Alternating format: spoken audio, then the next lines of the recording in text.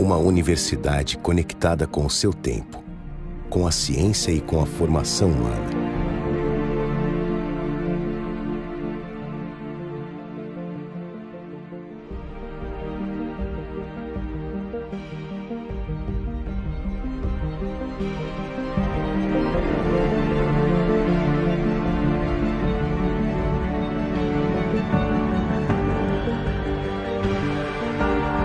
A Universidade de Caxias do Sul é uma universidade comunitária que tem como missão produzir, sistematizar e socializar o conhecimento com qualidade e relevância para o desenvolvimento sustentável.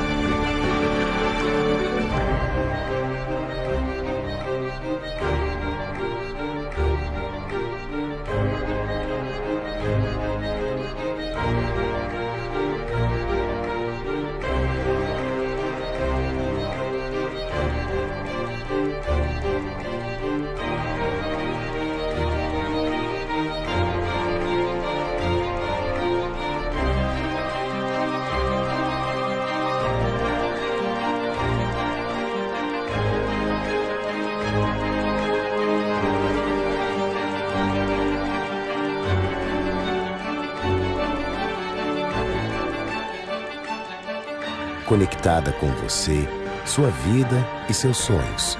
Cerca de 100.000 pessoas levam no seu currículo o nome da Universidade de Caxias do Sul. Mas o legado de uma universidade não pode ser só medido pelo número de pessoas que ela formou, mas também pelos conceitos e ideias que ela ajudou a revolucionar, pelas empresas que ajudou a implantar e até mesmo pelos sonhos que ela ajudou a concretizar. A marca da UCS ultrapassou as barreiras do tempo e os limites do espaço. Ela está impressa em milhares de histórias e conquistas e segue sua trajetória de sucesso, preparando pessoas com capacidade para transformar o mundo, criar o novo e antecipar o futuro. Universidade de Caxias do Sul.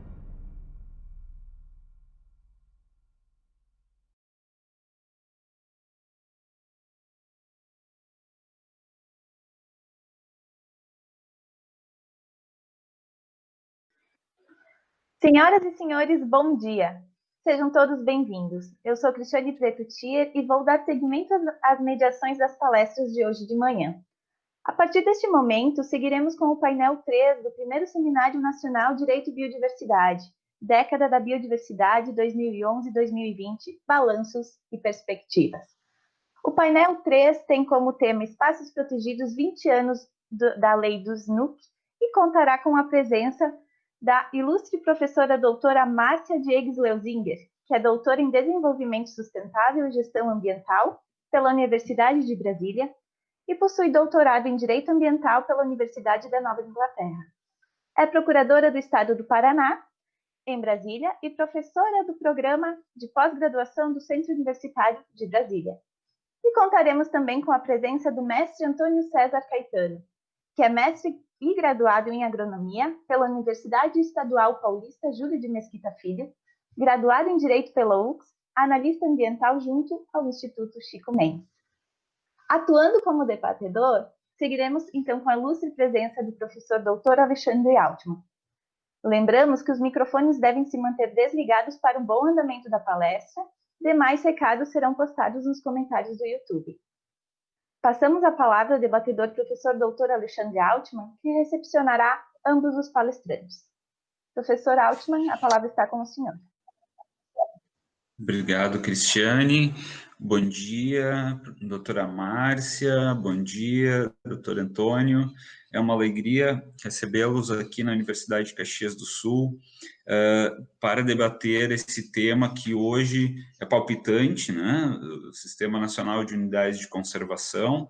E eu lembro bem da época da especialização na URGS, do Planeta Verde, né, lá por 2004, 2005, quando a doutora Márcia lecionava essa disciplina de unidades de conservação e espaços especialmente protegidos, e aquilo me deixou muito impressionado, porque na época eu trabalhava justamente na divisão de unidades de conservação do governo do Estado do Rio Grande do Sul, e eu estava acompanhando a implementação das unidades de conservação aqui no Rio Grande do Sul.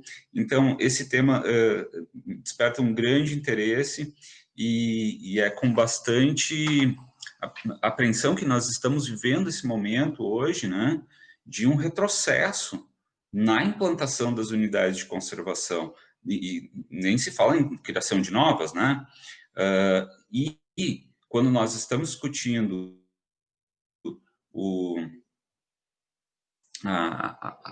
as metas de Aichi, né, o relatório que saiu na semana passada, que mostra que nem metas, né, a professora Nuriti falou, nos preocupa sobremodo. E é por isso que a presença de vocês aqui hoje é tão importante. Pessoas como vocês fazem com que nós ainda tenhamos unidades de conservação no Brasil. Muito obrigado, então, por terem aceitado o convite, e eu passo a palavra para a doutora Márcia para que faça a sua exposição, então, e depois procedemos aos debates. Muito obrigada, Alexandre, Cristiane, muito obrigada a todos pelo convite, né? Estou muito feliz aqui de estar participando desse evento. O Alexandre lembrou do módulo, né, que eu ministrei durante muitos anos no curso de especialização em Direito Ambiental da URGS, né, que era um curso muito legal, muito interessante, tive alunos fantásticos, né? Fiz grandes amigos e tratar de unidade de conservação eu acho que é a minha grande paixão, né? Desde que eu ingressei no mundo do direito ambiental, né, ainda na década de 1990, eu venho cuidando desse tema, venho pesquisando sobre ele, e meu grupo de pesquisa trata de efetividade de unidades de conservação, né? A gente já vem fazendo isso há muito tempo, mapeando a efetividade das unidades federais, né? Então, é um tema que eu gosto muito de tratar e, por isso, fico muito feliz, né, com esse convite. Eu vou colocar aqui uma apresentação só para, eu acho um pouquinho mais fácil, né, para a audiência conseguir acompanhar, né, o que nós vamos ver. Está dando para Perfeito. chegar? Uhum. Ótimo. Sim. Então, deixa eu colocar aqui. Então, a ideia hoje é a gente tratar, né, dos 20 anos da lei do SNUC, da lei do Sistema Nacional de Unidades de Conservação, vou traçar um breve histórico, depois falar um pouquinho da lei e falar dos nossos problemas. Tá? Quando a gente fala de unidades de conservação, a gente está falando, na verdade, de uma espécie de um gênero mais amplo, que seriam os espaços territoriais especialmente protegidos, que no plano internacional é sinônimo de áreas protegidas. Aqui no Brasil a gente vai ver daqui a pouco que não é. Mas sempre que a gente fala em protected areas, né, dentro do direito ambiental internacional, nós estamos falando de algo mais amplo do que simplesmente unidades de conservação, como nós concebemos aqui no Brasil. E a criação de áreas protegidas não é uma coisa nova, né? Não é um conceito novo. Na verdade, a gente já vê isso, né, muitos séculos antes de Cristo, como vocês podem dar uma olhadinha aqui nesse slide. Então, a gente já tinha criação de áreas protegidas na Índia, né, no século IV a.C., né, em função da criação de florestas sagradas. É muito interessante, em 240 a.C., né, o imperador Asoka ter gravado num pilar uma de suas leis, que seria de que as florestas não deveriam ser queimadas, seja inutilmente, seja para destruir os seres vivos. Então já havia uma consciência, né, de que alguns espaços deveriam ser protegidos. Na Rússia também, né, a origem das áreas protegidas está relacionada à criação de bosques e florestas sagradas. Assírios e persas instituíam reservas de caça que passaram a ser, né, muito comuns durante toda a Idade Média, né? Depois aqui, já no século XV, nós também temos a proteção, né, de florestas na Polônia. Enfim, tudo isso para demonstrar que, basicamente, até o século XIX, na segunda metade do século XIX, a origem da instituição de áreas protegidas estava, em geral, ligada ou a atividades religiosas, né, criação de florestas sagradas, ou então a atividade de caça. Só que, a partir da filosofia romântica, de que determinados espaços, ainda muito preservados, deveriam ser cercados, todo mundo que está lá dentro deveria ser retirado, para que os animais e as plantas pudessem, né, ser preservados, os animais selvagens pudessem, né, ser protegidos, e as pessoas, né, dos centros urbanos pudessem ir a esses espaços para que tivessem sua expansão espiritual, né? Então, dentro dessa filosofia romântica de autores como Catlin, Thoreau, Marsh, começa a ser concebida a criação de parques nacionais. Isso ocorre basicamente nos Estados Unidos, lembrando que nessa época a gente já tinha um movimento ambiental consolidado, tanto nos Estados Unidos, inclusive lá bipartido, né? Preservacionistas e conservacionistas iam alternando as visões de como cuidar da natureza, e também na Europa. E aí, em 1872, acaba sendo criado o primeiro parque nacional do mundo, nos Estados Unidos, que é o Parque Nacional de Yellowstone, que fica no estado do Wyoming, quase fronteira com o Canadá, né? A briga pela criação de parques nem começa nessa região, começa lá no Vale do Yosemite, com John Muir à frente, mas como Yellowstone não era uma área disputada, né, atividades econômicas ali eram muito difíceis, esse termina por ser o primeiro parque nacional criado no mundo, em 1872. E o Brasil, ele vai criar o seu primeiro parque, que é o Parque Nacional de Itatiaia, em 1937. Getúlio Vargas cria Itatiaia, 2 anos depois cria Parque Nacional de Iguaçu e Serra dos Órgãos, né, em 1939, e a gente começa a ver a influência do movimento ambiental, também já consolidado no Brasil dessa época, no governo de Vargas, né? Foi demonstrado para Vargas que o que ele pretendia, que era a criação de uma identidade nacional, teria necessariamente que estar ligado à proteção de nossas riquezas e belezas naturais, uma vez que a gente não tinha uma história cultural muito antiga, como acontecia, por exemplo, nos países europeus, né? Isso acaba sendo adotado e nós começamos, então, a nossa política de criação de unidades de conservação, que começa com parques e depois se expande para diversas outras categorias de manejo, né? E que é a nossa política contínua mais antiga, né? Agora nós temos um problema.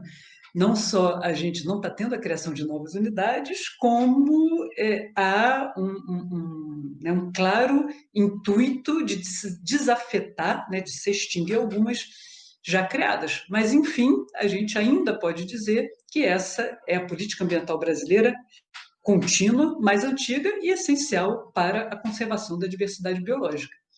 Agora, é muito interessante que desde a época de 30 até a década de 1970 não havia critério científico fundamentando, seja a escolha do local, a categoria de unidade que ia ser criada, né? Que tipo de unidade de conservação seria criada, nada disso. O que normalmente orientava a criação de parques nacionais e depois de outras categorias de manejo, resumia-se a serem locais belos, principalmente para os parques, porque eram visitados, né? em geral litorâneos, tirando Iguaçu, durante muito tempo, até a década de 60, foram parques litorâneos, só com a mudança da capital é que alguns parques que nós chamamos de sertanejos, né? Alguns parques no interior do Brasil foram sendo criados, né? Mas em função da mudança da capital para Brasília, e perto de grandes centros, tá? E de preferência com poucos problemas fundiários. Esses foram os critérios adotados até a década de 70. E a região amazônica, durante muito tempo, foi o que nós chamamos de um deserto em termos de unidade de conservação. O primeiro parque na Amazônia foi criado em 1934, né, que é o Parque Nacional da Amazônia do Pará. E só em 1973, com o projeto Radan, que é o projeto Radar na Amazônia, é que começa a ser, né, tratada a necessidade de se estabelecer critérios científicos para o estabelecimento de unidades de conservação. Isso começa com esses critérios geológicos e geomorfológicos que são propostos pelo projeto Radan, mas isso não quer dizer que tenham sido adotados. Da mesma forma, o IBDF, nesse estudo, uma análise de prioridades em conservação da natureza na Amazônia, propõe a utilização de outros critérios, que seria a teoria dos refúgios do Pleistoceno, ou seja, áreas que escaparam das glaciações do Quaternário, continuaram vegetadas, né, cobertas com vegetação, e com isso seriam áreas com a incidência, né, de muita biodiversidade e deveriam ser prioritárias para a criação de novas unidades. Mas, lembrando que até hoje há uma deficiência na utilização de critérios científicos para a escolha da unidade, o seu tamanho, o seu formato, né? Porque a gente ainda usa de oportunidade política para criar as unidades. E eu não vejo um problema nisso. Tá? Melhor seria se conseguíssemos criar, né, as unidades necessárias a partir da utilização de critérios científicos. Mas se isso não é possível, paciência, é melhor a gente criar, né, por oportunidade política do que não criar, porque o estabelecimento de áreas protegidas, de modo geral, e de unidades de conservação em especial, é a melhor forma para a preservação in situ das espécies, né, da diversidade biológica. Então, né, seja como for, é melhor tê-las do que não as ter. Né? E a Constituição Federal, que, né, nossa Constituição de 88, que pela primeira vez vai dedicar todo um capítulo à proteção do meio ambiente, ela se preocupa também com a efetividade do direito ao meio ambiente ecologicamente equilibrado, que está estabelecida, né, declarada lá no caput do artigo 225. Então, o parágrafo 1º trata de várias ações que o poder público deve praticar para tirar esse direito do papel e fazê-lo realmente, né, existir na realidade social, que é o que a gente chama de efetividade. Então, né, dentre essas várias ações, né, que o poder público deve praticar para tornar efetivo o direito ao meio ambiente ecologicamente equilibrado, que é um direito fundamental, um direito difuso, está a criação, em todas as unidades da federação, de espaços territoriais especialmente protegidos, que, uma vez criados, somente por lei formal poderão ser alterados ou extintos. Ou seja, esses espaços podem ser criados do jeito que for, até por uma ordem verbal do administrador público, mas, uma vez criados, somente por lei poderão ser alterados ou extintos. Há uma garantia um pouco maior aos espaços protegidos. E eles são um gênero que congregam outras espécies, né? Então, dentro desse gênero, espaço territorial especialmente protegido, estão as unidades de conservação, e só a unidade de conservação, aquilo que a lei diz que é, e os demais espaços de proteção específica, que são todos os espaços ambientais que não sejam unidades de conservação. Né? Áreas de preservação permanente e reserva legal do Código Florestal, Horto Florestal, Jardim Botânico, Jardim Zoológico, dentre tantos outros. E, em 2006, a gente veio a agregar, né, a unidade de conservação e espaços de proteção específico uma terceira categoria, que seriam as áreas protegidas, até então utilizadas como sinônimo de espaços territoriais especialmente protegidos. Mas esse Decreto Federal 5758, né, que estabeleceu o Plano Nacional de Áreas Protegidas, disse que áreas protegidas seriam apenas unidades de conservação e terras indígenas e território quilombola. Então, a gente não pode mais usar no Brasil áreas protegidas como gênero, como sinônimo de espaço territorial especialmente protegido, porque não é. É uma terceira categoria dentro dos ETEPs, meio esquisita, porque congrega os 6, né, unidades de conservação, que já são uma categoria, e terras indígenas e territórios quilombolas, que estariam dentro dos espaços de proteção específica. Bem, seja como for, chegando aqui nas unidades de conservação, Unidade de conservação é aquilo que a lei diz que é. E essa lei é a Lei 9985 de 2000, que estabeleceu o Sistema Nacional de Unidades de Conservação, que a gente chama de SNUC. E o SNUC prevê 12 categorias de manejo divididas em 2 grupos. As unidades de proteção integral, né, que não admitem uso direto de recursos naturais, só uso indireto, e são 5 categorias: Parque Nacional, Estação Ecológica, Reserva Biológica, Monumento Natural e Refúgio da Vida Silvestre, e as unidades de uso sustentável que admitem esse uso direto, desde que de acordo com a lei e com o plano de manejo. São 7 categorias: as APAs, né, Área de Proteção Ambiental, Área de Relevante Interesse Ecológico, Floresta Nacional, Reserva de Caça, Reserva de Desenvolvimento Sustentável, Reserva Extrativista e Reservas Particulares do Patrimônio Natural, as famosas RPPs, tá bom? Todos os 2 grupos congregam tanto unidades, né, de posse e domínio públicos, como outras que podem ser de posse e domínio público ou domínio privado, e a RPPN que só pode ser de domínio privado. Tá? E aí, analisando a lei do SNUC, a gente vai ver que, apesar de ser um grande avanço, era uma lei esperada por todos nós ambientalistas, havia uma confusão muito grande antes da lei do SNUC sobre que unidades deveriam, né, ser de posse e domínio públicos, portanto, demandariam desapropriação de áreas privadas, e aquelas que seriam compatíveis com o domínio privado. Isso não estava claro. As unidades eram tratadas por leis esparsas, né? Então o Código Florestal tratava de algumas, né? Outras normas tratavam de outras. Isso gerava uma confusão muito grande. Então a lei do SNUC foi uma lei extremamente esperada, foi muito comemorada. Agora, é lógico, ela, como qualquer lei, né, que trate de assuntos, de matérias muito relevantes, que afetem muitos atores diferentes, ela tem que ser uma composição de interesses. E, principalmente, a lei do SNUC é uma composição entre os interesses de preservacionistas e de conservacionistas, ou socioambientalistas, à época, né? E aí a gente vai ter algumas coisas muito interessantes. Por exemplo, estações ecológicas e reservas biológicas são unidades muito semelhantes, só que elas eram criadas antes, né, da edição da lei do SNUC, e principalmente antes do IBAMA, né, o IBAMA foi criado só em 1989, elas eram criadas pelo IBDF e pela Secretaria Especial de Meio Ambiente, né? Então, o IBDF criava reservas biológicas, a SEMA criava estações ecológicas, depois ambas foram extintas e fundidos no IBAMA, e continuou havendo, né, dentro do IBAMA, uma certa... havia grupos, né, vindos dessas 2 agências e que competiam entre si para a permanência das suas estações ou das suas reservas. Isso se refletiu no SNUC, né? A ideia inicial era de transformá-las numa categoria única, mas elas acabaram sendo mantidas como categorias distintas. Por quê? Porque houve uma pressão dizendo que não, mas olha, várias reservas biológicas, estações ecológicas são conhecidas internacionalmente, são muito importantes, e a gente deve manter a nomenclatura. Então, a gente acabou mantendo 2 categorias praticamente idênticas. A única diferença real é na possibilidade de fazer pesquisa que permita, né, impacto. Isso é possível nas estações ecológicas com limites, né, de 1.500 hectares ou 3% da unidade, não é possível nas reservas biológicas. De resto, são unidades extremamente restritivas, que não permitem sequer visitação, a não ser com autorização especial, né, para fins de educação ambiental, e que foram, né, que continuaram como categorias distintas na lei.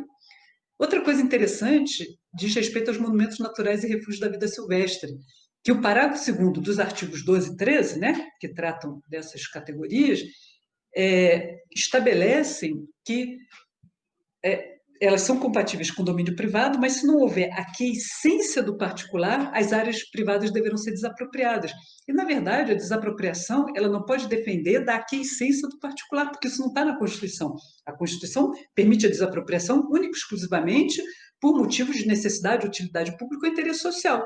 Então, o particular aquecer ou não é uma razão que possa permitir a desapropriação, né? Mas isso está lá no SNUC.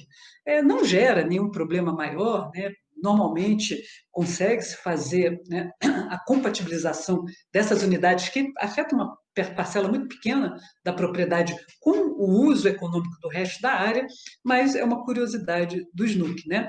Outra curiosidade são as APAs, em que o parágrafo 1º do artigo 15 fala em terras públicas ou privadas, só que existem APAs marinhas, inclusive foram criadas 2 enormes APAs marinhas em 2018. Então, esse termo terras não está usado adequadamente. Outra curiosidade é que todas as unidades devem ter conselhos, que se dividem em consultivos ou deliberativos. E no caso das APAs, a lei fala em conselho, mas não fala em que conselho. É consultivo ou é deliberativo, né? Tem-se usado hoje o conselho deliberativo só para RESEX e RDS, porque a própria lei do SNUC assim determina. Mas é possível que se defina de uma outra forma posteriormente. RESEX e RDS, Reserva Extrativista e Reserva de Desenvolvimento Sustentável, também são categorias muito parecidas. Por quê? Porque ambas visam a proteger meio ambiente ao mesmo tempo que se protege populações tradicionais. Mas também se manteve, né? As 2 categorias não foram fundidas em uma só, porque a gente tinha RESEX e RDS já conhecidas internacionalmente, então houve uma pressão muito grande para que fossem mantidas as 2, e assim acabou ficando na lei, né? Mas a gente vê que, apesar de muito semelhantes, para as RESEX, por exemplo, não há uma preocupação com a manutenção do equilíbrio dinâmico entre o tamanho da população tradicional, né, e a conservação. Na RDS já existe isso. Também não é determinado que o plano de manejo disponha sobre uma zona de proteção integral, né, que existe na RDS, mas não existe para a RESEX.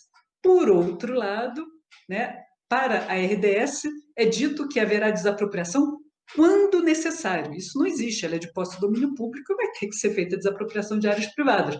E também não é tratada a proibição à exploração de recursos minerais, como é feito na RESEX, e eu defendo que deve ser feita uma interpretação sistemática, né, com relação a esses dispositivos, e deve também ser proibida a mineração em reservas de desenvolvimento sustentável, né? Mas isso é doutrina, né? A gente não tem essa proibição na lei, e vamos ver como é que a jurisprudência vai se, né, orientar. Tá? Também é interessante, tratando da lei do SNUC, a gente falar um pouquinho do artigo 22, que trata das formas de alteração e extinção das unidades. Ele segue aquilo que é dito na Constituição Federal, né? Então, você pode criar, né, o Estado pode criar por ato administrativo normativo ou pode criar por lei, mas para alterar ou extinguir, para proteger menos, há necessidade da edição de uma lei formal, né? O artigo 22 também exige estudos técnicos para qualquer unidade de conservação, né, para que ela seja instituída, e consulta pública para todas, com exceção de estação ecológica ou reserva biológica. Eu coloquei aqui, né, as normas que vêm tratando disso, né? A gente tem hoje a Instrução Normativa 5, né, de 2008, do ICMBio. Antes, a gente tinha uma portaria do IBAMA, tinha um roteiro básico para a criação de SEIs, que ainda existe, né, no site do MMA, mas o roteiro básico era bem completo, a portaria 77 do IBAMA não era.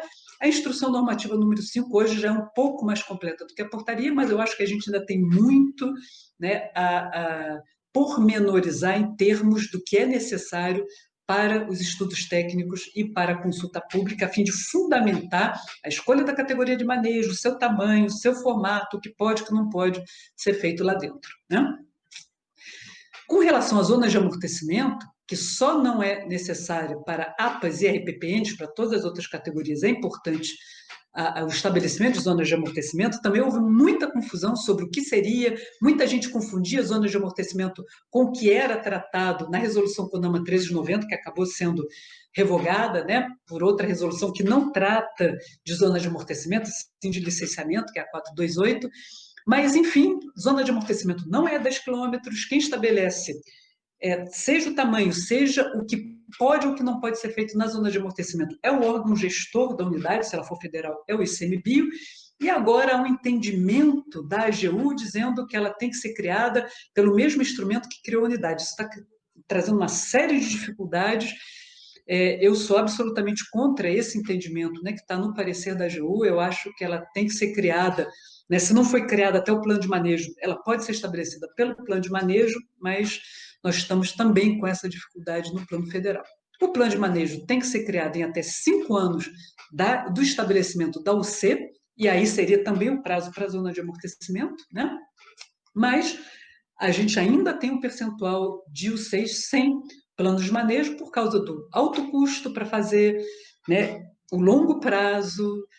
A gente tem uma extensão territorial grande, né, coberta por unidades de conservação, então é complicado. Temos uma nova instrução normativa do ICMBio, tratando de plano de manejo, tentando simplificar um pouco, né, que é a IN 7 de 2017. Vamos ver se a gente consegue agilizar, né, o estabelecimento, né, a confecção de planos de manejo para todas as UCs, porque é essencial, é um instrumento de gestão essencial para a efetividade da unidade de conservação. Temos também compensação ambiental, né? Temos também compensação ambiental, que sofreu uma ação direta de constitucionalidade, durante muito tempo não se conseguiu cobrar, né? Agora a gente já tem, né, estabelecidos os parâmetros para cobrança, já temos o estabelecimento da CEF aqui como o agente financeiro, né, o banco oficial que vai gerir o fundo, se houver a escolha por esse fundo, tá? Então, as coisas já estão se acertando e o dinheiro da compensação ambiental é essencial para a regularização fundiária e para a implementação das unidades de conservação. E uma última encrenca é a presença de população tradicional nas unidades que não permitem a sua presença.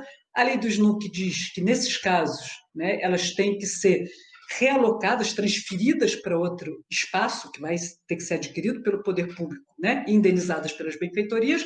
Nós, socioambientalistas, entendemos que isso só deve ser feito quando o impacto que elas causarem não for suportado pelo ecossistema naquela unidade, caso contrário, tem que ser permitida a sua presença.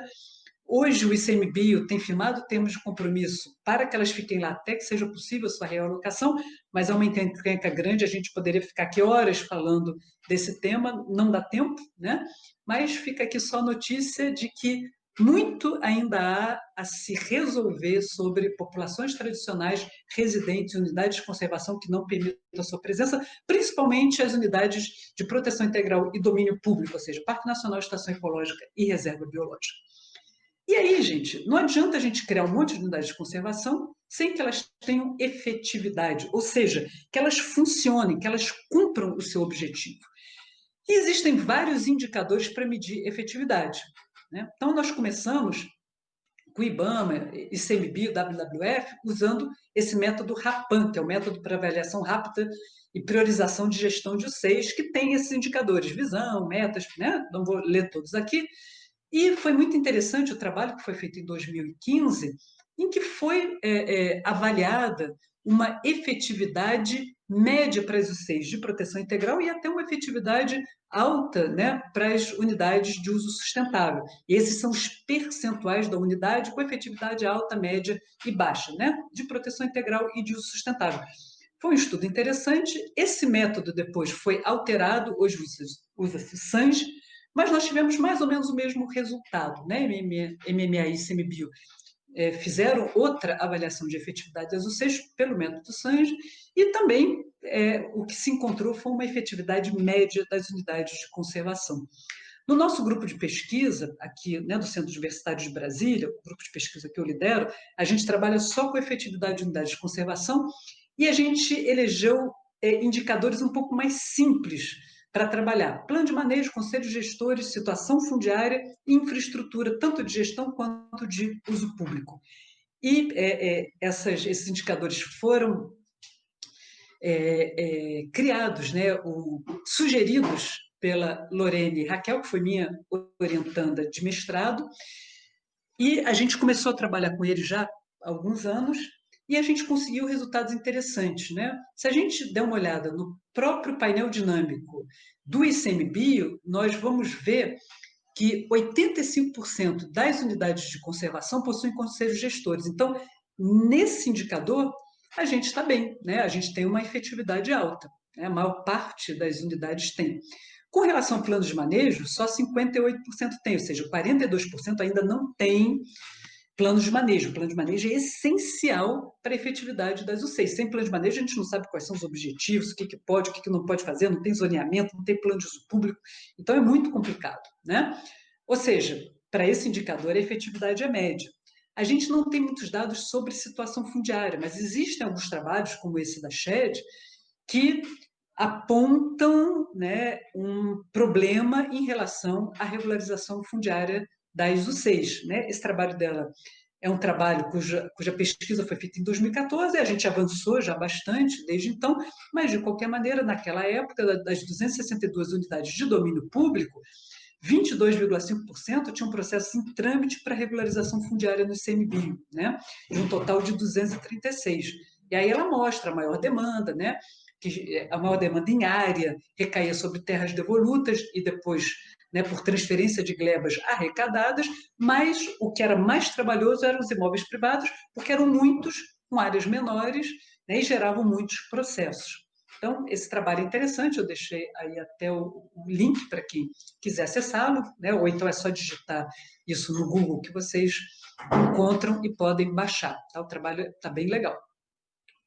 Agora, de qualquer maneira, o que eu sempre defendo é, mesmo quando a efetividade da unidade de conservação é baixa, a sua simples existência já promove algum efeito, que é o defeito de diminuição de desmatamento ilegal. Isso não quer dizer que não haja desmatamento ilegal dentro do C. Existe, mas ele é menor. E com isso a gente tem efeitos positivos tanto na conservação da diversidade biológica quanto na redução da emissão de gases de efeito estufa, com a consequente manutenção do clima, né? E aí eu dei um exemplo aqui, a Floresta Nacional do Tapajós, a gente vê como é que fora existe, né, uma degradação muito grande com essa ocupação espinha de peixe, né?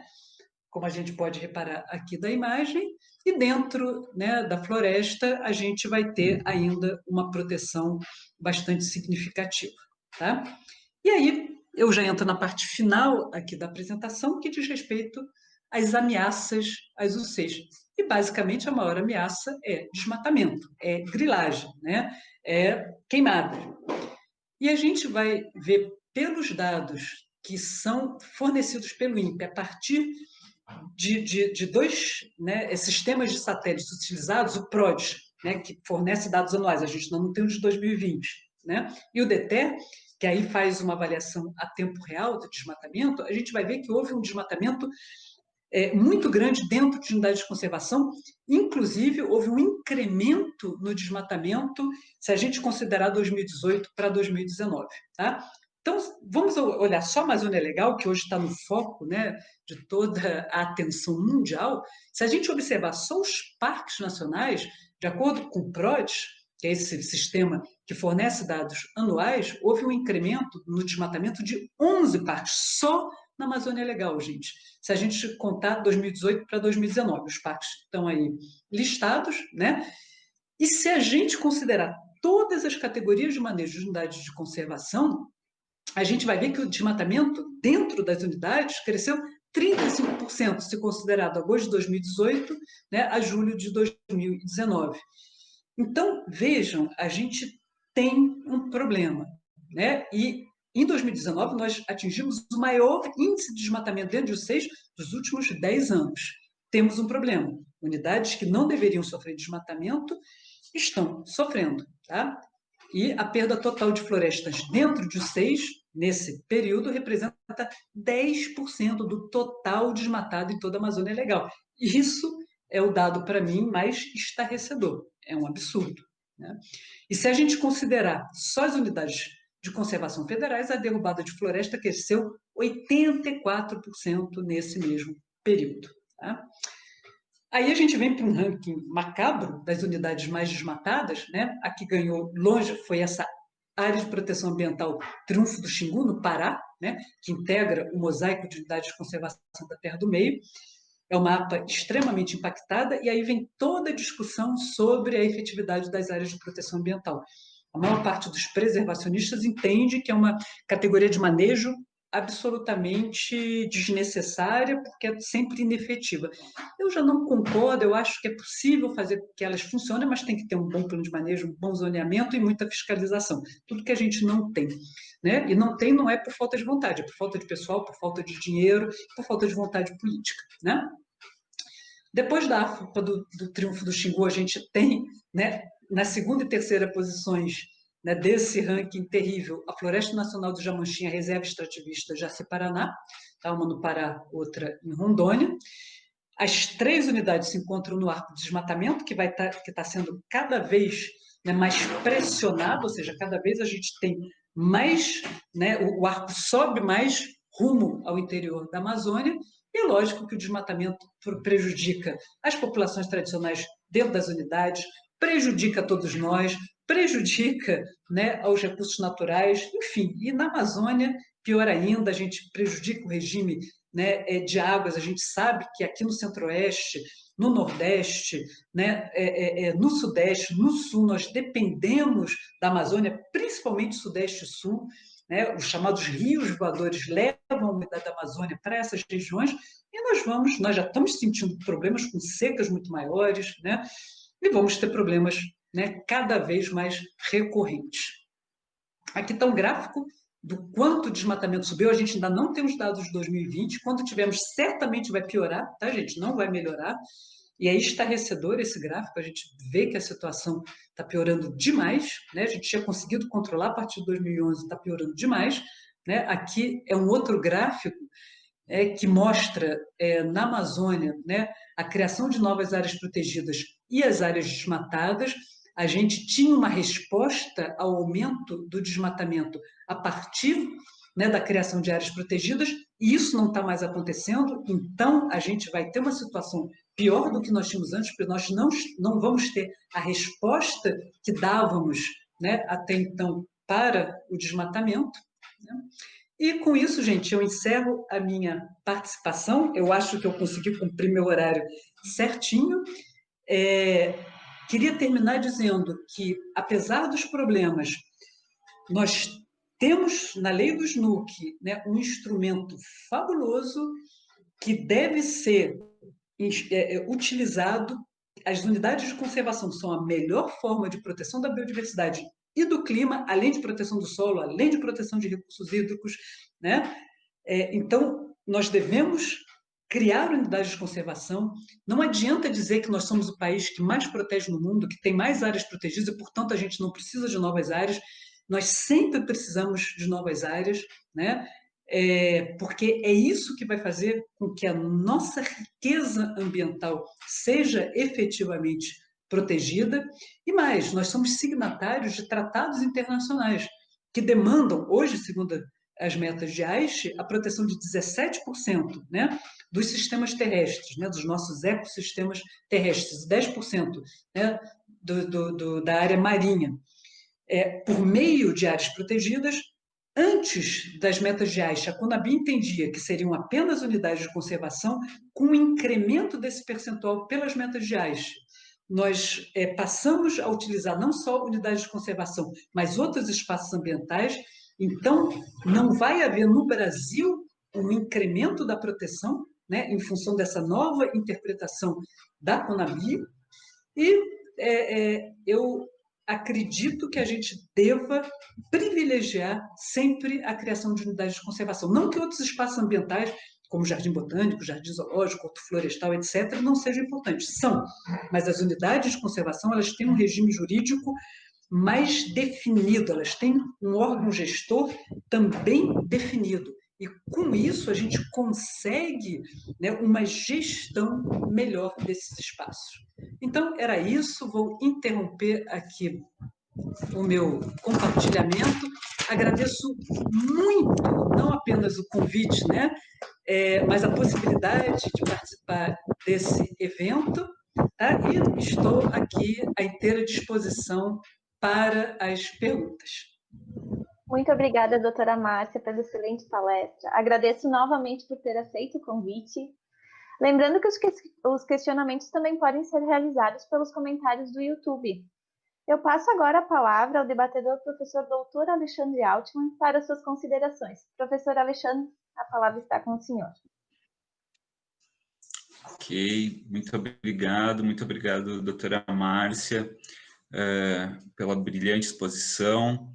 É sempre bom ouvir a senhora, eu aprendo sempre muito com a senhora, E lembrei quando a senhora falou do Parque Nacional do Yosemite, né, que teve suas terras declaradas inalienáveis em 1872, se eu não me engano. Eu lembrei que a senhora é montanhista também, pratica montanhismo, não é isso? Da mesma forma, eu estive praticando montanhismo no Yosemite no ano passado e me chamou muita atenção como os norte-americanos amam os parques deles, amam as áreas protegidas, eles têm um envolvimento e aquilo faz parte. Se nós formos a John Muir, Jack London, mesmo os autores norte-americanos, eles transformaram a questão do wireless como algo que representa a nação deles, né? Eles conseguiram fazer o que a senhora disse que o Getúlio Vargas tentou lá na década de 30, criando aquelas unidades de conservação, que na verdade também representam muito do Brasil, né? O Parque Foz do Iguaçu é o local mais visitado do Brasil. Da mesma forma, nos Estados Unidos, os parques são muito mais visitados do que os parques temáticos lá da Disney World, enfim. Então, a importância, né, da criação dos parques. Mas o que me chamou a atenção, e a pergunta que eu gostaria de ouvir a senhora sobre os critérios sobre criação de unidades de conservação, né? Ao lembrar da criação desses parques, nós podemos perceber que antes da década de 1970, né, todos esses parques que foram criados no século XIX, início do século XX, eles tinham como base a beleza cênica ou espécies emblemáticas, né, como no caso do Yellowstone ali, mas somente depois dos anos 80, final dos anos 70, durante os anos 1980 e principalmente depois da Convenção da Diversidade Biológica, os critérios foram científicos e com base na biodiversidade ou ecossistemas representativos. Muito bem. A minha pergunta é, hoje se fala muito da questão dos serviços ecossistêmicos, tá? Então, existe uma preocupação em relação à provisão, ao fornecimento dos serviços ecossistêmicos, principalmente para as cidades, tá? E, muito embora algumas áreas protegidas, Parque da Tijuca, por exemplo, né, foi criado e continua colaborando com a provisão de água, né, para o Rio de Janeiro. Bom, como evidenciar, ou talvez como utilizar a noção de serviços ecossistêmicos não apenas para a criação de unidades de conservação ou para a gestão, mas também para fazer algo parecido com o que a Europa está fazendo dentro da estratégia da biodiversidade, que é um novo foco, uma nova percepção da questão através da estratégia de infraestrutura verde, tá? No qual a questão dos serviços ecossistêmicos passa a aglutinar todo o remanescente natural ou seminatural, uma forma de interconectar todos esses fragmentos e nessa estratégia de infraestrutura verde, né, que foi aprovado pelo Parlamento Europeu em 2013, o sistema da Rede Natura 2000, que, desculpe a comparação, mas poderia equivaler ao nosso SNUC, tá?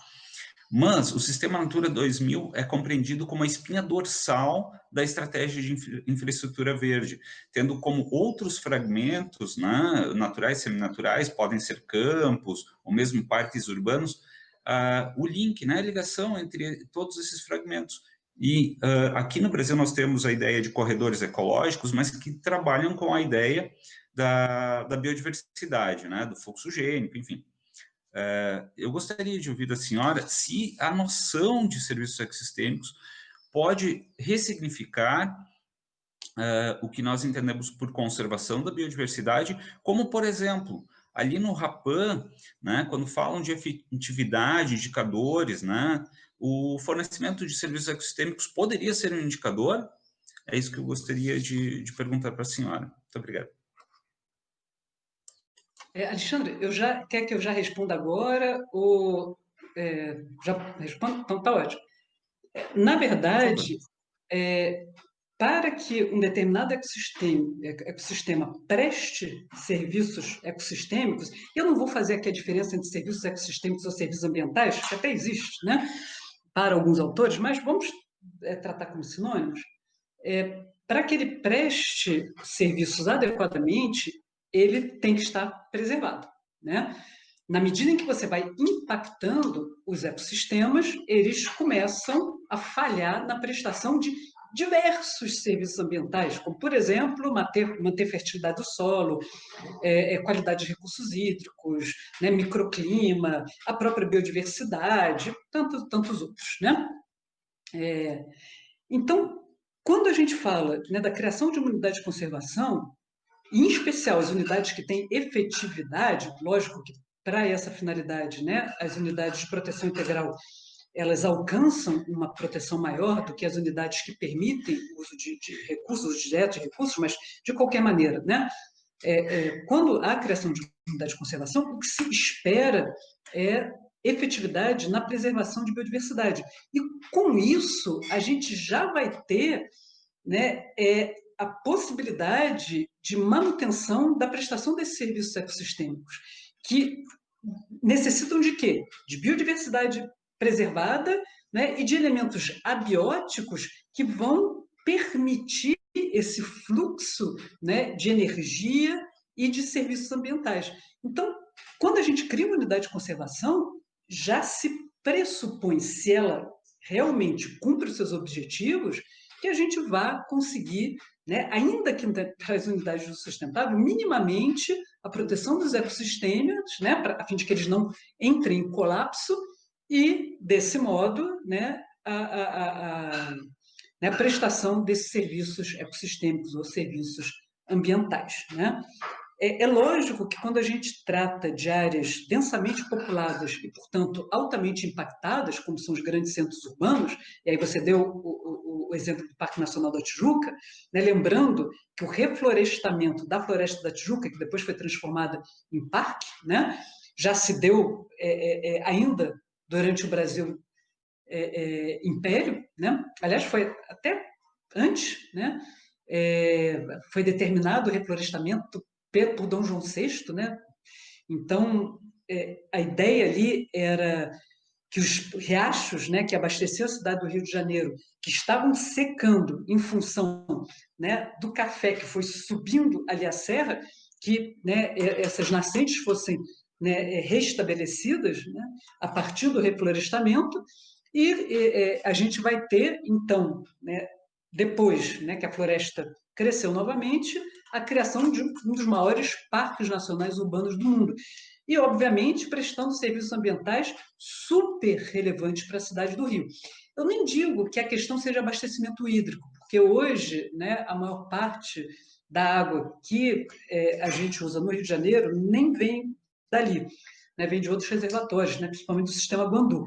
Mas, de qualquer maneira, ela presta serviços ecossistêmicos assim, absolutamente indispensáveis para a cidade do Rio. Isso não ocorre só no Rio de Janeiro, né? Ocorre aqui em Brasília. Né? Eu agora estou em Brasília, e não fosse o Parque Nacional de Brasília, a gente estava numa situação aqui muito pior. E o Parque Nacional de Brasília, esse sim, contribui ativamente para a manutenção dos reservatórios de água, né? Aqui para o abastecimento da cidade. Então, eu acredito que as unidades de conservação, quando bem geridas, quando implementadas e quando efetivas, elas prestam também, né, esse serviço de manutenção, ou cumpre esse objetivo de manutenção dos serviços ecossistêmicos. Claro que a gente não pode comparar o que acontece aqui com o Pacto Ecológico Europeu, né, que hoje está sendo implementado, que a gente deveria, no Brasil, né, ficar atento para as oportunidades que ele gera, inclusive em termos de financiamento, é muito dinheiro envolvido, nós não estamos prestando atenção, né, estamos perdendo oportunidades preciosas, né, em função de um projeto que a gente não consegue saber qual é. Né? Destruir meio ambiente não tem nenhum ganho para ninguém, não tem ganho para a sociedade, não tem ganho para o agronegócio, não tem ganho para ninguém, né? E a gente está percebendo isso agora. Então, deveríamos estar muito atentos com o que a Europa está fazendo para aproveitar as oportunidades que são geradas, né?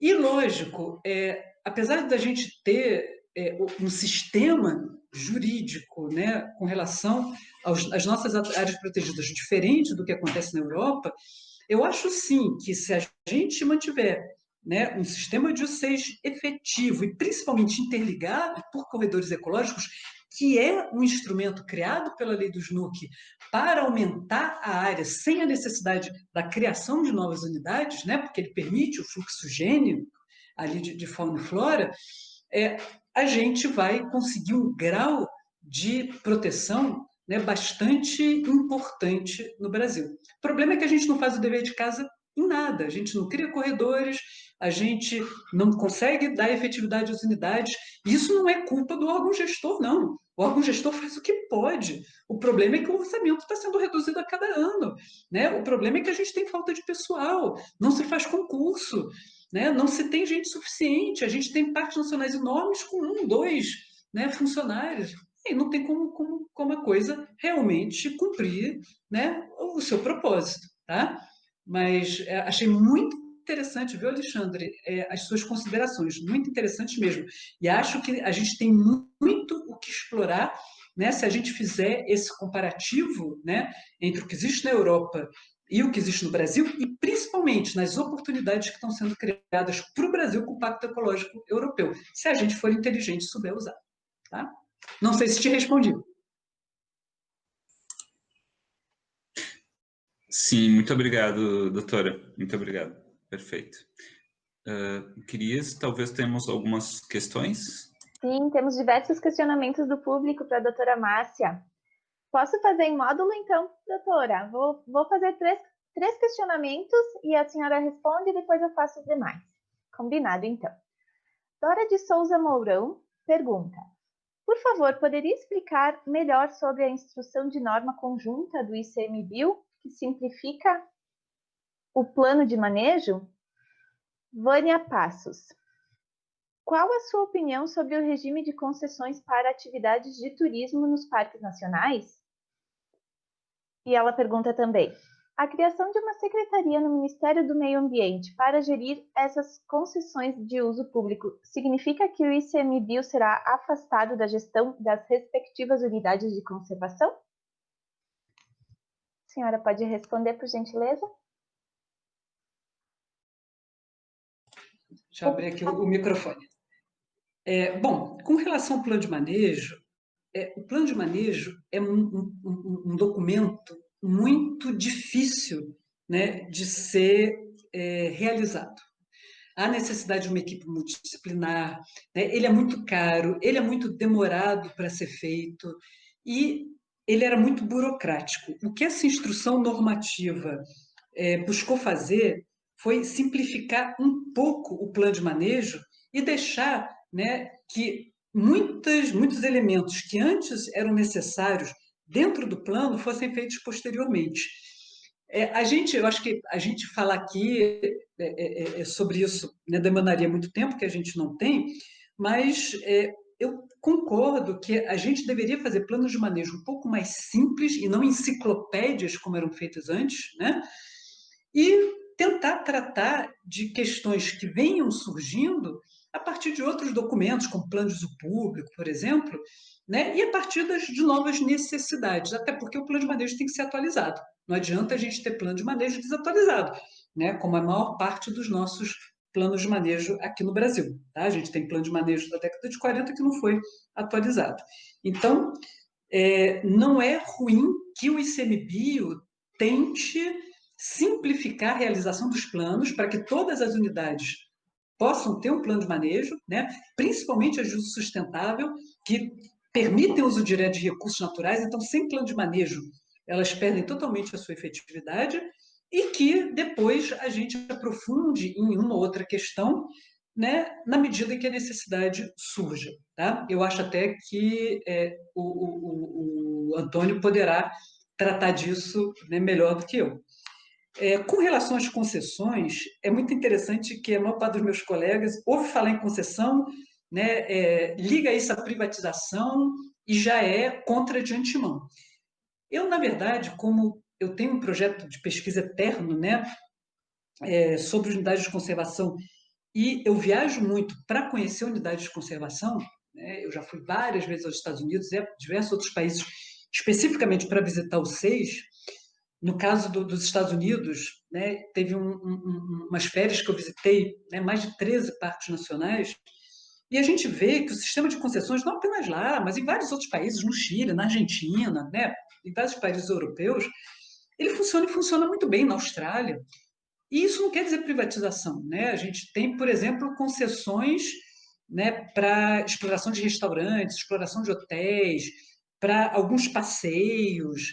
E a gente tem até, algumas vezes, concessão para a própria gestão, mas com a fiscalização do órgão gestor, né? Então, eu não vejo de antemão que as concessões sejam péssimas, né? O que me preocupa muito é como esses contratos de concessão vão ser feitos, quem é que vai fiscalizar, se a gente vai ter como fiscalizar, para que não aconteça o que acontece em outras concessões, por exemplo, de serviço público, em que há uma concessão para uma empresa de ônibus prestar o serviço, né? O serviço é péssimo, não há fiscalização, não se aplica sanção, fica por isso mesmo, os usuários que se danem. Então, esse é o meu medo. Se for feito um bom contrato, né, uma excelente fiscalização, o que, né, de repente, a gente não tem gente suficiente para fazer, né, talvez a gente tenha um resultado positivo disso, né? Eu acho que esses contratos deveriam ficar a cargo, inclusive em termos de fiscalização, do ICMBio. Agora, nada impede que haja um esforço conjunto ICMBio e o Ministério do Meio Ambiente.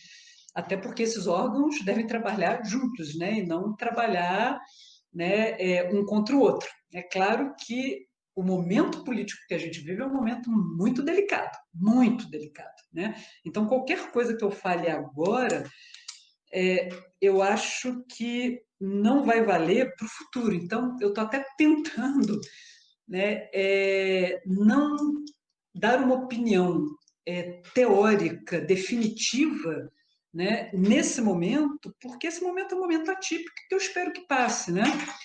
E eu espero que a gente volte a ter vontade política e condução da nossa, né, gestão ambiental de forma a trazer oportunidades para o Brasil, né? De forma até na esfera econômica, se a gente pensar o desenvolvimento sustentável, né? Naqueles 3 pilares lá do SACS, ambiental, econômico e social, até na esfera econômica a gente pode gerar oportunidades com proteção de meio ambiente. Então, a gente está num período absolutamente atípico, né? A gente tratar de concessões ou tratar de quem deva fazer as concessões é complicado, né? Mas, de qualquer maneira, a única coisa que eu posso dizer nesse momento é que eu não sou a priori contrária às concessões. Eu acho que elas podem trazer um resultado positivo, como trazem nos Estados Unidos, né? O Alexandre até mencionou o Yosemite, eu estive lá também, Alexandre. Eu subi o Half Dome, né? Eu fui, aliás, várias vezes ao Yosemite e basicamente é tudo concessão, né? Inclusive quem cuida das trilhas, os rangers, todo mundo está lá por meio de concessões, né? E funciona, né? Você viu que para a gente fazer qualquer caminhada lá, a gente precisa de autorização, a gente tem que entrar no sistema, a gente tem que conseguir com quase um ano de antecedência, né? Chega lá, você, né, valida a sua autorização, eles controlam quem está lá, onde pode acampar, onde não pode, e funciona, né? Então, poderia funcionar aqui, só que lá tem gente, tem dinheiro e tem vontade política, né? É isto. Perfeito, então. Prof, acredito que você já respondeu a pergunta da Lorena Bastos, mas vou refazê-la aqui. Lorena Bastos, do Pará, pergunta: gostaria de saber a sua opinião a respeito das concessões florestais como forma de manejo florestal sustentável para a gestão de florestas públicas. Seria essa uma das melhores opções para a gestão desses espaços, tendo em vista que esse modelo permite que as comunidades possam obter renda? E o Gabriel Domingues: estamos a caminho de uma falência do SNUC com esse desmonte do ICMBio, retirada de recursos e o consequente aumento vertiginoso do desmatamento nas unidades de conservação? Ok, concessão florestal não tem nada a ver com as concessões dentro de unidades de conservação, tá? Isso é outra coisa, né? Diz respeito à Lei de Gestão de Florestas Públicas. Na verdade, eu tenho um pé atrás com a Lei de Gestão de Florestas Públicas, porque a finalidade, né, o objetivo da lei, quando ela foi feita, e eu acompanhei isso muito de perto, porque uma das cabeças pensantes, né, dessa lei, que era super empolgada, fez pesquisa no mundo inteiro, foi me orientando. Então, eu acompanhei, e a ideia, né, do grupo que propôs a Lei de Gestão de Florestas Públicas era permitir fiscalização onde o Estado não consegue gente suficiente para fiscalizar. Mas a lei de florestas, a lei de gestão, ela não resume a concessão florestal às florestas nacionais, que são categoria de manejo de unidade de conservação. Ela fala em florestas públicas, né? Só que a gente só tem visto concessões florestais dentro de florestas nacionais, que são categoria de manejo de unidade de conservação. E é aí que eu vejo o problema, porque no momento em que o Estado cria uma unidade de conservação, que apesar de uso sustentável é de posse do domínio público, portanto, demanda desapropriação, demanda gasto do Estado, para depois fazer concessão para o particular. Para o particular ter proveito disso, apesar dele ter que pagar um percentual daquilo, né, que ele tem, né, de ganho com a concessão, ele tem que pagar para o Estado, mas eu acho muito complicado. Então, que se faça concessão em áreas que não são unidades de conservação e que efetivamente são de florestas públicas, que são cobertas por florestas públicas e não tem nenhuma fiscalização. Se a gente não tem fiscalização dentro das UCs, quanto mais fora delas. Agora, é lógico que se a gente pensar nesse modelo, a gente vai ter uma dificuldade de fiscalização do que está sendo feito na concessão. Só que fazer isso dentro de unidade, fazer concessão dentro de unidade de conservação, dentro de floresta nacional, também não garante que a gente vai ter uma fiscalização melhor, né? Pelo contrário, o meu medo é que aconteça como acontece na maior parte das concessões. Não seja cumprido o contrato, ninguém fiscalize, quando a concessão terminar, o ambiente, né, o ecossistema vai estar todo degradado, aquela empresa que ganhou some, a gente não consegue responsabilizar ninguém. Então, eu tenho muito pé atrás com essa lei de gestão de florestas públicas e principalmente com as concessões sendo feitas única e exclusivamente dentro de florestas nacionais. Tá? E a outra pergunta com relação à falência do SNUC, como eu disse, a gente está num momento atípico, né? Então, acho que a gente tem que tentar ao máximo lutar, né, para que se perceba no âmbito, né, do governo, principalmente do governo federal, a importância de cuidar do meio ambiente, as oportunidades que isso pode gerar. O próprio agronegócio hoje já está visualizando isso, visualizando as perdas e, portanto, está começando a fazer pressão para que se proteja o meio ambiente e, né, esperar que a gente consiga reverter essa situação, né? É o que é possível a gente fazer, ok? Perfeito, doutora Márcia. Devido à razão do horário também, né? Agradecemos mais uma vez por ter aceito o convite. A sua palestra ela trouxe inúmeros aprendizados. Somos muito gratos. Desejamos poder revê-la em breve, em outro cenário. Eu não sei se o professor Alexandre quer fazer a despedida oficial. Muito obrigada. Sim, mais uma vez agradecer, então, a doutora Márcia.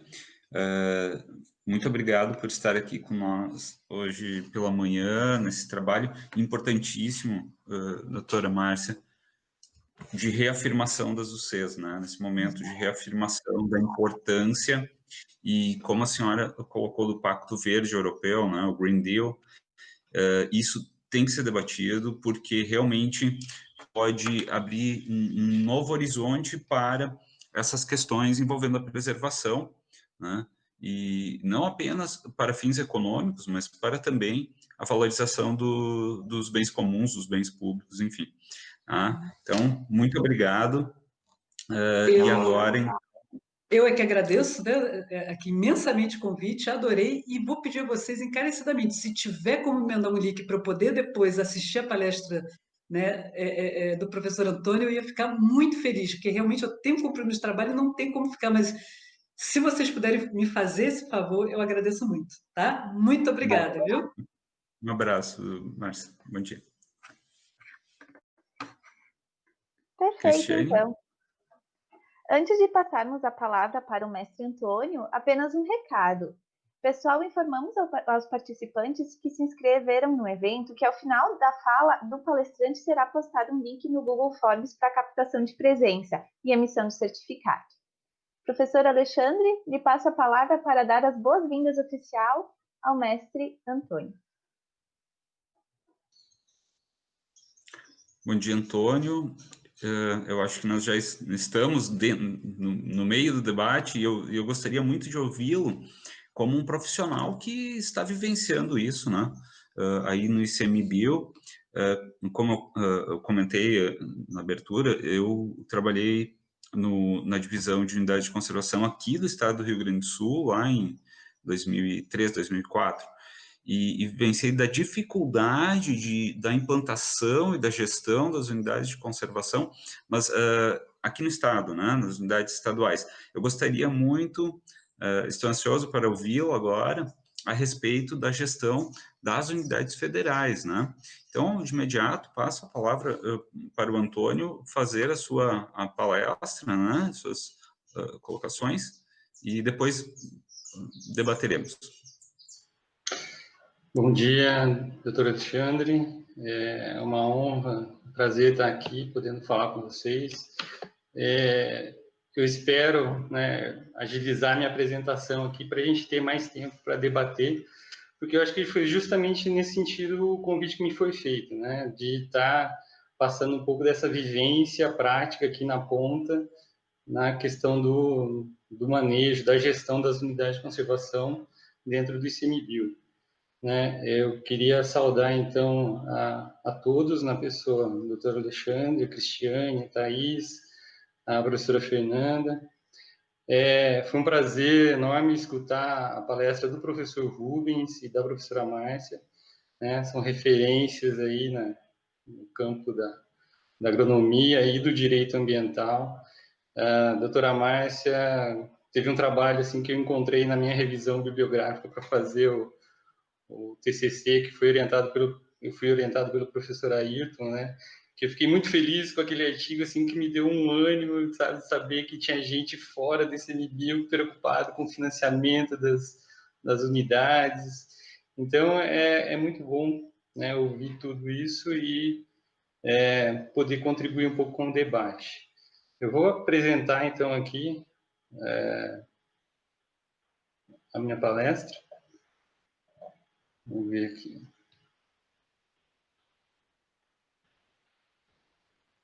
Compartilhar aqui com vocês.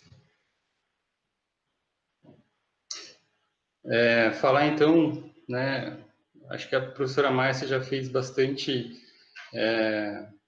já trouxe várias informações, um histórico bastante interessante, e eu queria fazer uma comparação aqui, né, entre o antes e o depois da lei do SNUC, mas conversar sobre as categorias das unidades, a distribuição geográfica, né, e as categorias, quais são os instrumentos de gestão e os gargalos, as esferas de governo e respectivas estruturas, né, sempre focando na esfera federal, e no final aí falar um pouco sobre os objetivos e tendências que a gente tem aí para o futuro, né, pensando na próxima década.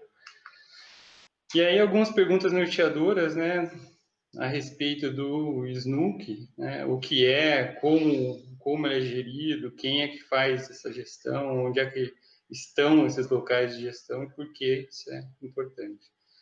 Sempre pensando como era antes e depois da lei. Como a professora Márcia falou, e aí seria quase que um complemento à minha apresentação que ela já trouxe, que ela já discutiu. Antes do SNUC, as diferentes categorias existentes eram tratadas, previstas, regulamentadas em legislação esparsa. E aí o Código Florestal de 1965 trazia lá no artigo 5º a previsão de parques nacionais, estaduais e municipais e reservas biológicas, e na linha B falava das florestas nacionais, estaduais e municipais, né, cada uma a sua respectiva esfera de governo. O Código de Caça, né, que é a Lei 597/67, ela falava mais uma vez, de reservas biológicas e também trazia a figura dos parques de caça, que poderiam ser federais, estaduais e municipais. A Lei 6.902, de 81, falava das estações ecológicas e também das APAs, no artigo 8º. Já a Lei da Política Nacional de Meio Ambiente, né, a 6938, ela falava da transformação das florestas e demais formas de vegetação, né, falava lá das APPs em reservas ou estações ecológicas sob responsabilidade da SEMA. E o artigo 9 falava das APAs, artigo 9º, inciso 6º, falava das APAs e das áreas e reservas extrativistas com a redação dada por lei posterior, né, a 7.804. Então, só para comparar, antes do SNUC, né, o que havia era as categorias parques de caça, florestas, reservas biológicas, estações ecológicas, APAs, áreas e reservas aí ecológicas e reservas extrativistas. Já com o SNUC, passou para essas 12 categorias, né, as 5 primeiras seriam as de proteção integral e as 7 seguintes, né, do número 6 ao 12, seriam as de uso sustentável. Então, no ano 2000, quando foi criado o SNUC, né, a gente tinha, no Brasil, 189 unidades de conservação na esfera federal, né, sendo 91 de proteção integral e 98 de uso sustentável. E totalizava uma área de 376 mil quilômetros quadrados, um pouco mais do que isso. Hoje, 20 anos depois do SNUC, a gente tem 334 unidades de conservação federais, e aí eu não estou contando a RPPN também, né?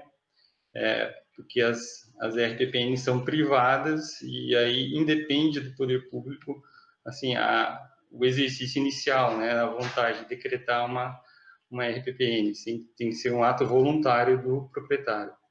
Então, as RPPNs estão de fora, e no caso das federais aqui são em torno de 670 RPPNs.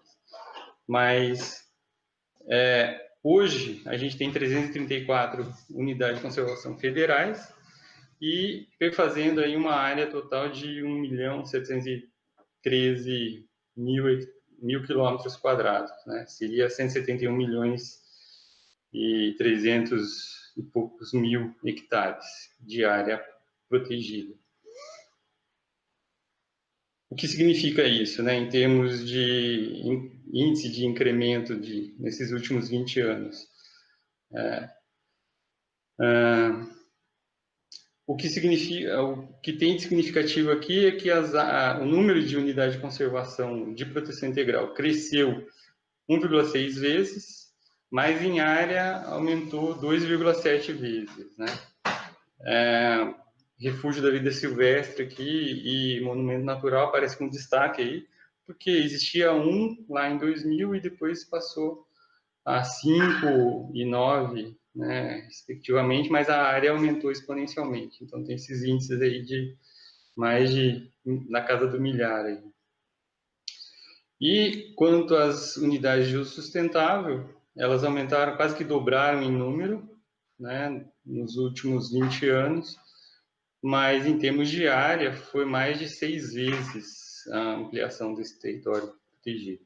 E aí, muita coisa foi acrescida aí com a criação de 2 APAs marinhas nos últimos anos aí, né, que são áreas gigantescas no meio do mar, como a professora Márcia destacou.